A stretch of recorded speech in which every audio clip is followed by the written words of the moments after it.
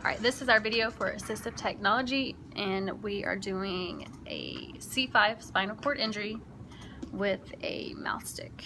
Chastity is going to be doing a brief description of what she thinks occupational therapy is and what exactly a C5 spinal cord injury is. And then I'm going to describe and somewhat demonstrate what the mouth stick is and what it does and how it can relate to occupational therapy performance.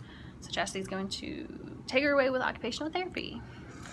Occupational therapy is basically helping people with physical disorders or disabilities and mental disorders rehabilitate back to their functional daily lives, or like helping them to become more independent.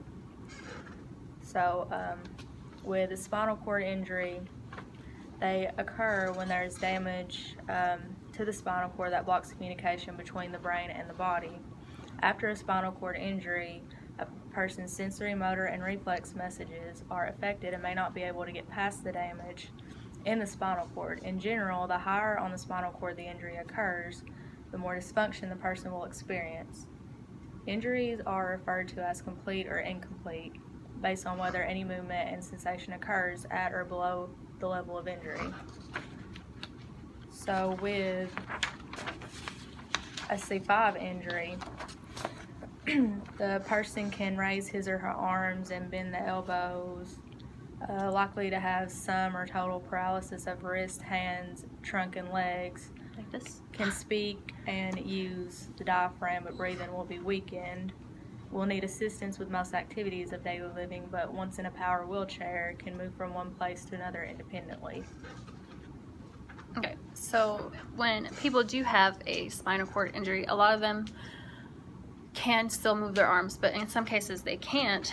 But in that case, they're going to use a mouth stick, and I don't have a mouth stick, but it's a stick and it somewhat has a pointer on it, and then it has a mouthpiece in it where you put in your mouth. It looks kind of like this. I'll show you a picture. Yeah, like this. This is a mouth stick. There's all types and different kinds, but this one's the most basic. So a mouth stick is basically just what it says it is. It's a stick. It's placed in your mouth, and it's very low cost efficient. Some people can make it if they want, but it is actually one of the most popular assistive devices for people who need help with oral motor skills or anything like that. But a rubber tip is placed at the end of the mouth stick to give the tip better traction, and a plastic or rubber feature at the other end that the person inserts into the mouth.